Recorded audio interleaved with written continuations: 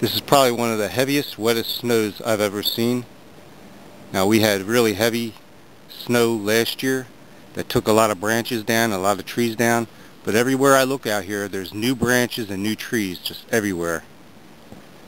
And that just testifies to how heavy this snow is.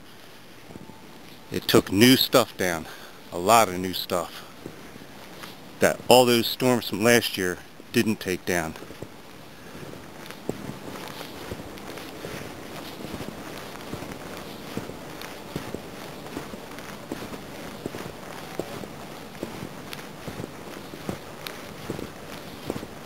Trees laying down everywhere out here.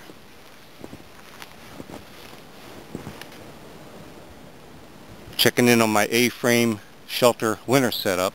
I left the door open. Okay, I didn't build a door for it, which is something you would want to do. Just because of lack of time when I was setting this up.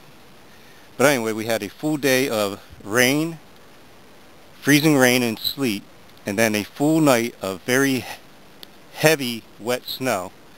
And we got over a foot of snow. Very, very heavy, wet. Now, if it was fluff snow, it'd be probably a couple feet, maybe even more than that. But it was very wet and heavy. A lot of weight. And you can see the shelter held up fine. And inside, it's very dry.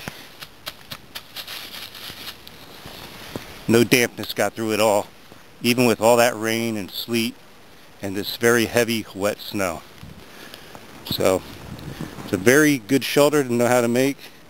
And I could build a doorway for this. I haven't yet. Just haven't had the time. I was just going to build a triangle-shaped frame out of sticks and thatch pine branches to keep the wind and the water out.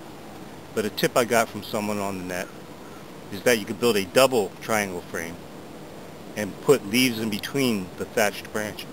So that's a good tip. Maybe I'll get to that sometime in the future and show you how it's done. But it's a really good shelter to know how to make for emergency situations, low profile situations, practically any time of the year. This is a really good shelter if you don't need to have space to move around in. Not a whole lot of space in there. It's more like a cocoon than a lean-to or a... This is not something you want to do if you have no faith in your shelter building skills. Make sure it's well built, because a thick layer of heavy wet snow will smother you if it ends up on top of you.